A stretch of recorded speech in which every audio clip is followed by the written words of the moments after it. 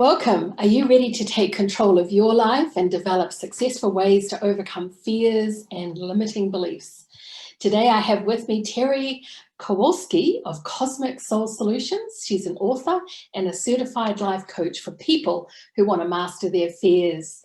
And she's also the host of Soul Solutions podcast. Well worth a listen, one of my favorites. Terri's mission is to inspire others to transcend fear by living a balanced life where you continue to learn, explore, and create while being present. Join me. We're going to have a rich conversation addressing what Terri calls your intricate thought patterns, old egoic mindsets, and go within to find the answers to create the life you desire. Who better than Terri?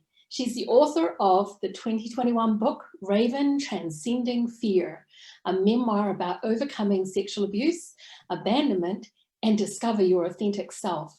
She shares her wisdom, encourages us to take that most significant step in overcoming your fears and getting out of your own way. Become consciously aware. What are you conditioned to react to?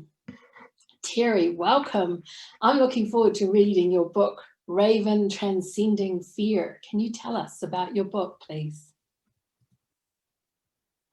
Sure. My memoir is not something I was ever going to write. I had been asked for years whether or not I would write my story. And it was not just no, it was a hell no, I wasn't going to write it. And then in 2018, I became pregnant with the book. And I'm one of those people that has to research things. So I researched the process. I took a writer's course. 9 months, a book was born. Now it went through some editing, and we've done that in end of 2019, beginning of 2020. And then I got a book contract in October, and it comes out in March 2021. But it is a deep walk with me from a place of childhood trauma and abandonment into how I overcame and realized that there was a lot that I was doing and suffering myself, that it wasn't necessarily anyone's fault anymore, but my own thoughts that was causing me suffering. When you have trauma when you're 11 and yet you're still suffering at 40, at some point it's no longer what actually happened. It's something that's going on inside your own mind that's continually causing you to suffer. And it's understanding that transition, reframing, and understanding what it is and why it is your ego keeps having you suffer through this trauma that happened, 30 years prior. Wow, it's going to be packed with lots of wisdom, and I think much needed, because I resonate with your words. What happened decades later, we have to become response able. We have a response ability. Our executive brain is online, and there are some amazing modalities out there to address this trauma if you know about them, and more importantly, if you're willing to become conscious on your journey. I think we align quite nicely from a place of peace and prayer as well. I resonated with your April 2020 blog about prayer as a two-way communication with spirit. And I love how you put it. It allows for a powerful, intentional pivot away from fear and towards your heart's desires. Could you speak about how you came to write that one, Terri? When I had always been very spiritual as a child, and when I came off the airplane back to my dad after the trauma occurred, I told him I needed therapy. And I'm 11. Nobody at the age of 11 understands even what therapy is, but I was aware enough that what had happened to me was a pivotal change in how I would see the world. And I spent a lot of time in prayer after that. And basically, I argued with God. I was very, very angry with God for a long time as to why me. And then answering that question took another 20 years before I realized the why me was that I had already a contract with my mother before I ever arrived on the planet to have this experience. And through this experience, I'm supposed to then take it and help others. And although my experience is, for me, not as serious as others think it is because of the way I reacted to it. I, from a very early age, knew I didn't do anything wrong. And that's one of the things that a lot of people who've had childhood trauma don't understand. There's blame and shame, and the ego takes that and feeds it over and over and over again to us, where the trauma just is relived over and over and over again. I, however, was fortunate enough to understand that through my arguments with God, and I am a very opinionated person, and God and I had lots of arguments about why it was I was struggling through some of this. And I did this as a child. And so when I'm 12, 13, 14, and now I'm trying to date, which did not work out well for me. When I'm going through all this, there's a part of me that understood that this two-way communication with spirit shifted my approach into how I was handling all the emotional aspects of not just going through puberty, but then all of this angst that I had, all this fear that had been festering inside me, because I'm one of those people that when everything was going on, I completely shut down emotionally and was dealing with the situation at hand. I had my sister's 11 months younger than me. She was with me when all this occurred. So I was trying to take care of her. My mother was an alcoholic and a drug addict. I was trying to take care of her at 11 years old. So all of this was angst that I was trying to deal with. And when you shift your approach through prayer, you look at things from a different angle. And it's not so much woe is me as is, okay, how do I overcome? What is it that I'm supposed to learn? And you can only do that when you shift your approach from the egoic mind into one of the soulful heart. So through prayer, it develops your faith. Whether your faith is in God or in the universe or whatever term you use, it builds your faith in something bigger than you are, because something bigger than you are is what helps you through the trauma. You don't help yourself through it. You need something else to help you walk through it. It allows for the authenticity of who we really are to rise up, because that's one of the things trauma does, is it pushes that down. It squashes who we really are. And this forces us to be intentional. When we pray, we have to be intentional about what it is we're asking for, what it is, the outcomes that we want to get rid of, the anger. We want to get rid of all these negative things. But at the same time, you have to be intentional on how that is processed, as well as how it is that you then reframe those aspects of it so that you can deal and you can handle what it is that you're walking through.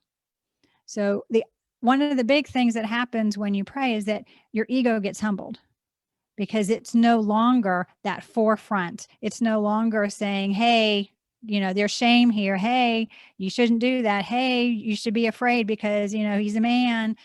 All those things that the ego does trying to protect us. When you pray, the ego gets humbled, and the ego realizes it is not the powerful entity it thinks it is. Because if it really was powerful, you wouldn't have had that trauma in the first place. So that's came way later in my walk, is realizing that if the ego was really powerful, the ego wouldn't have let it happen in the first place. So the humbling of the ego is an important aspect to overall transcending the fear, and understanding that what prayer is, it's actionable. When we think what we're sitting and wallowing, if we pray, we've taken action, and we've taken intentional action to change our mindset. Because the reality is, the awareness that we get through prayer is an awareness of our connection to spirit, our connection to everyone else, our connection to the earth. All those connections are vital for us to be able to ground ourselves into something that is peaceful and obviously joyful. Because when we get to that place of knowing, when we get to that place of awareness, then everything lets go, everything becomes free, and everything becomes easier. Beautifully said, Terri.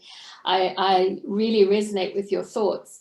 My brother and I are 3.5 years apart, and I grew up in a very violent, dysfunctional, alcoholic household.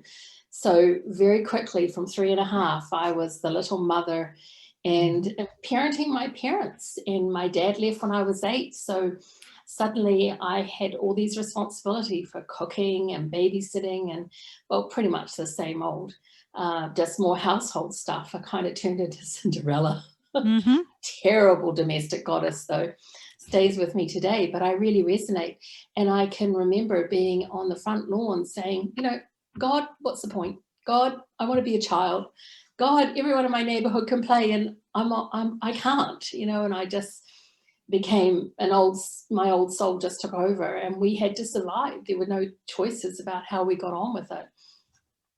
And I also bore the brunt of a very rageful mother, and circumstances of my birth, I was the mistake. So lots of trauma around that I didn't understand as a child until I got told when I was 13 that, you know, I was her big mistake. So again, heading into puberty, lots of distress, you know, and adopting my mother's pain that was not mine to have. So I really appreciate your words and generosity of spirit and sharing your courage of well-learned lessons. And for me, I did a lot of speaking to a very paternal God, and I really felt like all of the males in my life were very much letting me down or using me. So and God was in the masculine when I was a child. So I did a lot of arguing. I resonate with what you said. I did a heck of a lot of arguing, and probably God was the only one I could really voice my, you know, demands, concerns, the unfairness. And it was actually June 2016, and then after my childhood, the higher power became about nature for me. And that was my peaceful place. And then in 2016, I had this experience of a higher power moving from being around me to being in me and feeling this deep connection. And the conversation and prayer took on deeper meaning and more purpose. So much so that I'm very passionate about prayer and sharing the power of prayer as well. Not centralizing it institutionally, but bringing it into the spiritual realm of possibility for people. So I really love what you said, and I think, you know, you get to see life from a new perspective when you have a trusted source that you can lean on or share or ask for guidance from. So I hear your stories. So I'm interested in hearing how you reframe the stories. Reframing is a tool that is used in the psychological world. I did not realize that when I started using the term reframing. I actually did a lot of research for the book concerning reframing to make sure that I was lining up with what I said with what was actually practiced.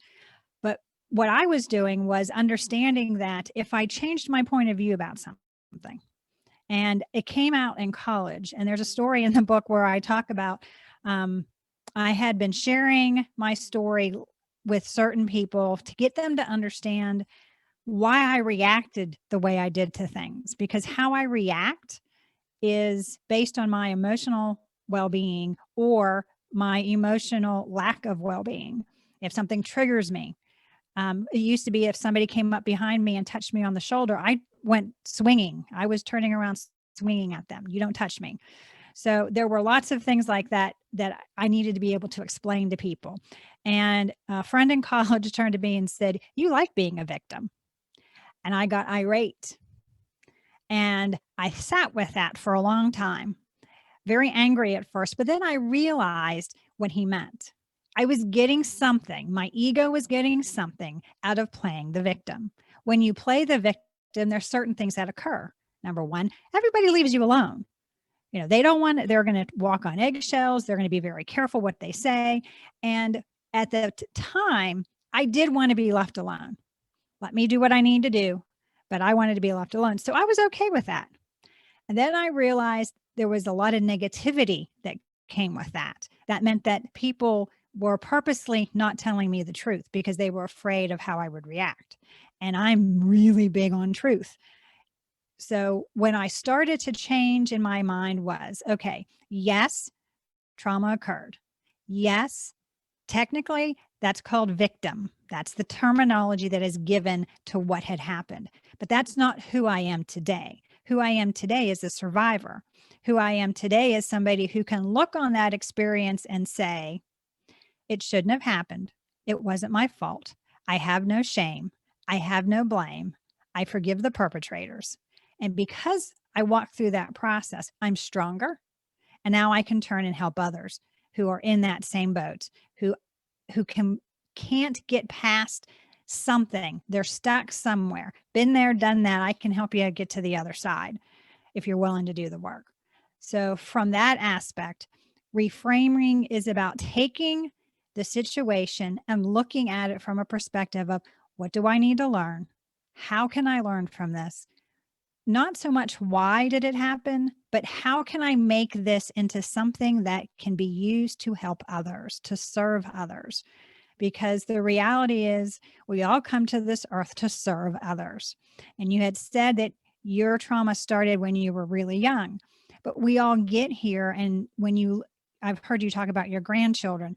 When you look at your grandchildren, when they're infants, you know, without a doubt, they are authentically themselves. They know who they are. They're not shy. Even 3-year-olds are not shy about telling you what they want. Everything about them is still in connection with spirit, still in connection with source. They're completely authentic until they get to be about 5 to 7. And at that age, they start being domesticated and conforming to those things that we, their parents and grandparents, want. You want to be a good girl. You want them to behave, all of that. And sometimes I'm looking at things now thinking that through the domestication process, they forget who they really are. And one of the things that we have to do as adults is remember who we are. And we spend, our first 5 years of life knowing who we are. We spend the next 10 years forgetting and being domesticated. And then we start our journey for another 10, 15 years trying to rediscover who we really are so that when we're 40, 50, or 60, we can be authentically ourselves. And I think that we're seeing a new change in the paradigm and how people are raising children and are realizing that maybe some of that, what we call bad behavior, is them being authentically themselves. And we don't want necessarily for them to conform into society's ways because they may not fit into society's ways. And that's okay, because I certainly didn't fit in to what society said I should be. I resonate with that as well. I didn't either. Fitting in has never been the mantle that I wear. But thank you for speaking about the stories. I know that in my 20s and 30s and 40s, relationships were replicating my childhood. And I was not happy about that, but I turned into what I call a drama llama. So I would share the stories and realize that I was habituating my victimhood through sharing these stories. And once I had my daughters, I have 2 daughters, and I was like, oh, hell no. I do not want my childhood or my life to be repeated with them. So I needed to clean up my side of the street. I needed to update my software and my thoughts and my habits, and create a healthier way of being in my well-being and living my purpose. But that took some work and a fair bit of awareness and unconditioning the conditioning. I have a fetid hate of Disney princesses. They are the epitome of society's victims. And, I have a granddaughter now, so of course we're watching the next generation, and we're teaming up. The women of the family are really teaming up in the hopes that this isn't recreated for her. And she is just a joy, exactly as you said, the joy of life. And her favorite song is from Frozen, Let It Go. So the teachers are coming in very small sizes, and I love that. One of my favorite mentors is Jean Houston. She does Your Mythic Journey, and she says you write your story out and then you mythize it, and you put yourself as the hero and, you know, great success, and at the end of it singing and dancing it into life. And I love the way that that exercise changes the energy. So Terri, I'm going to just quote you. I love how you say, I'm passionate about the work I do because I've lived through it and I've come out the other side. And I saw the term warrior success stories. I mean, I just celebrate that. That just sounds so fabulous. How did you come about that term? I am Native American. My mother is Athabascan, Tlinglet Raven clan. And because of the research I did into that aspect of my mother's family and understanding her story and why it is she ended up how she ended up. And I talk about that in the book because she has a horrific story. And she was never, ever going to be the mother I needed. There was no way possible for her to transcend and to do that because she was never aware. And that's part of the problem when you see people who stay in their trauma for most of their lives, is that they don't become aware. And once you have awareness, that awareness is the first and hardest step to take in overcoming any traumas of any kind. Once you have that, once you are able to be aware and see, okay, there's something here I need to look at. Once you have that awareness, the rest of it actually is not that difficult because you've already taken the first step. You know something is wrong, and you know, obviously, that if something's wrong, there's a way to fix it. Now, the ego thinks there's something wrong where the soul doesn't think anything's wrong. The soul just knows this is your journey. That's the other aspect of this that we battle with the ego. A lot of egoic work in the mind that the ego uses to keep us in our suffering, when we become aware of it, it has to disappear. The hardest part is staying present because the ego works in the past and the ego works in the future. The ego doesn't work in the present. In the present, the only thing that works is the soul. So staying in the present moment becomes paramount to being able to heal. And a lot of times when you start that process, the ego comes and whispers in your ear, and then somebody else says something to you that triggers a memory, and it's hard to stay in that present moment. And that's why getting quiet and becoming prayerful, mindful, journaling, whatever it is you need to do to make sure that you have a foundation, that no matter what happens throughout the day, your foundation is of peace. And you don't allow anybody to steal your peace. Because if you are letting people steal your peace, that means you're letting them have your power.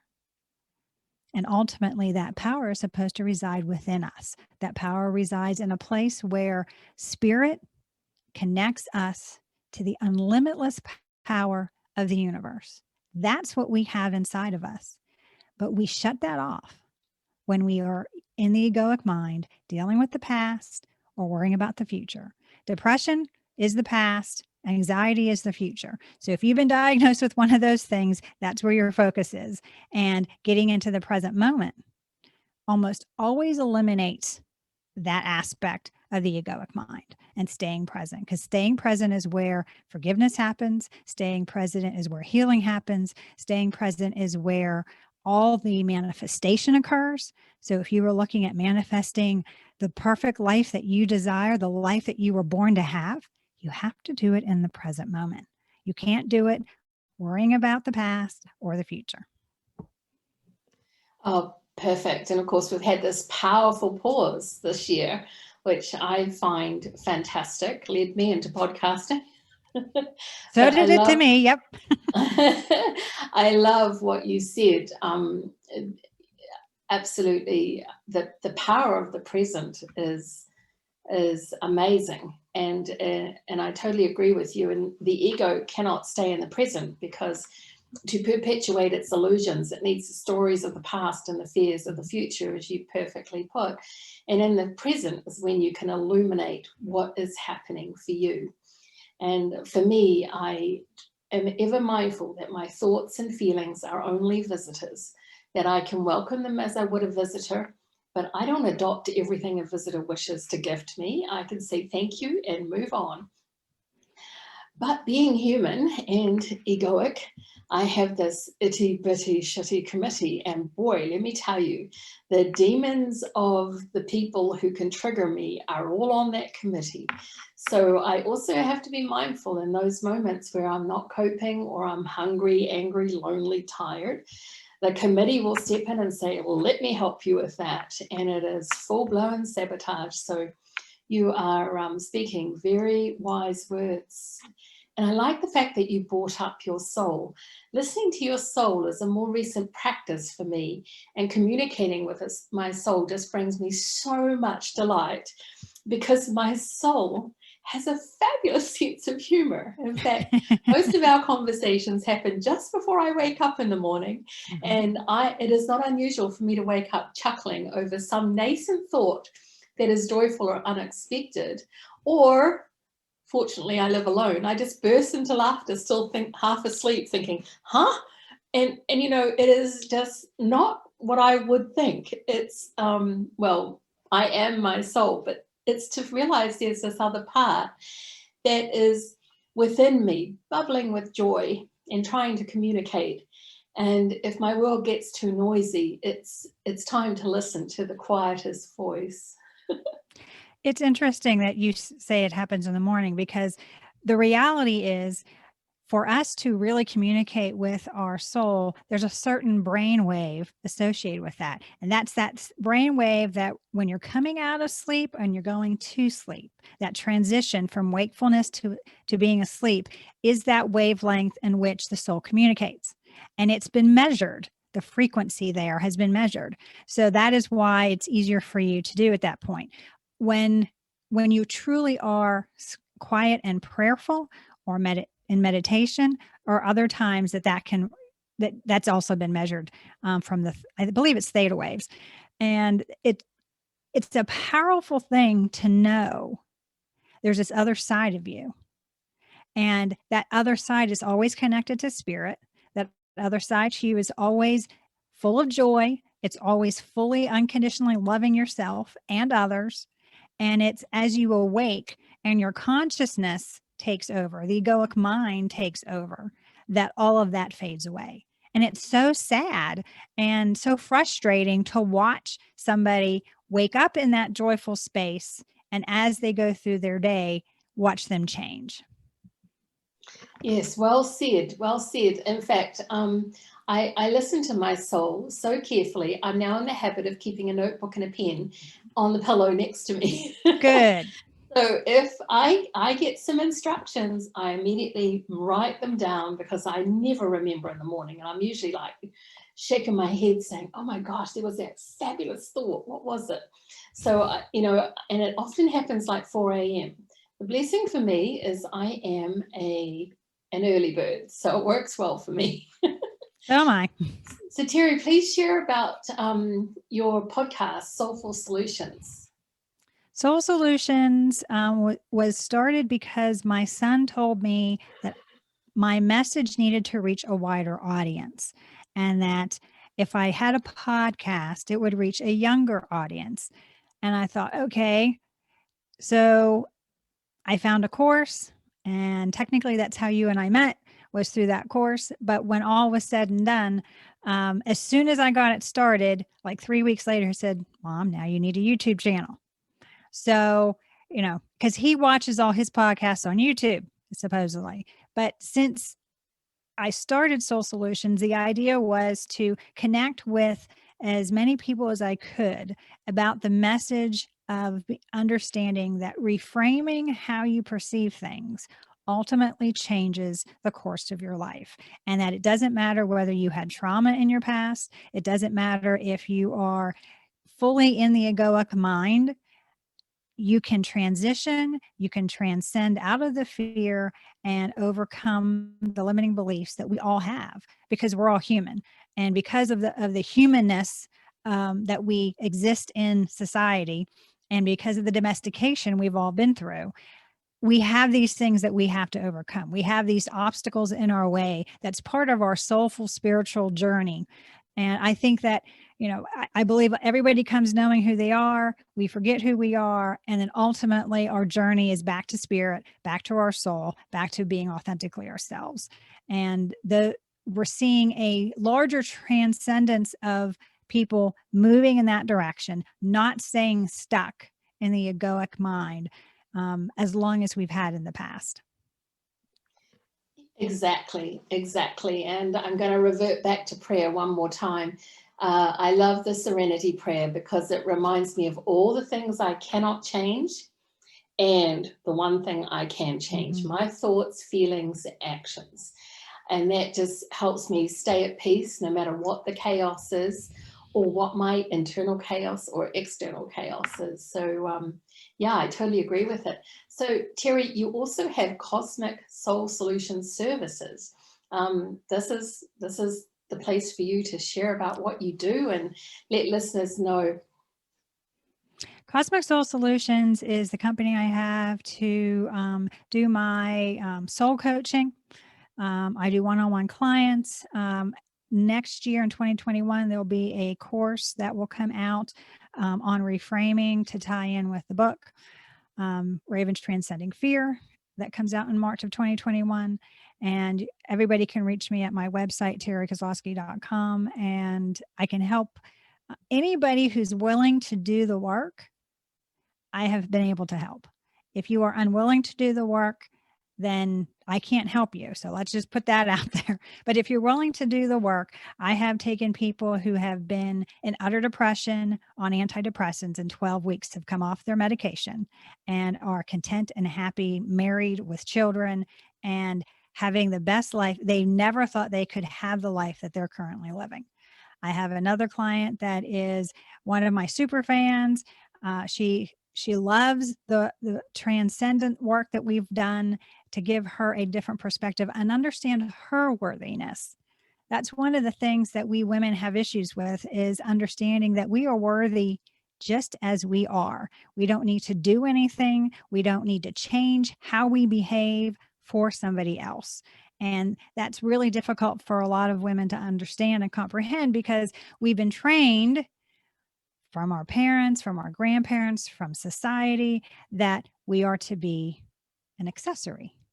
And that is not the case. We were never meant to be an accessory. We are meant to be our own bold individual beings with power and understanding and compassion. And ultimately, I think that we're seeing a resurgence of the divine feminine in the global community, understanding that the compassion that women have for community, for families, for those things and aspects of the mind and the spirit that are connected, that only women really comprehend, because we are the ones that create life. We're the ones that raise the children.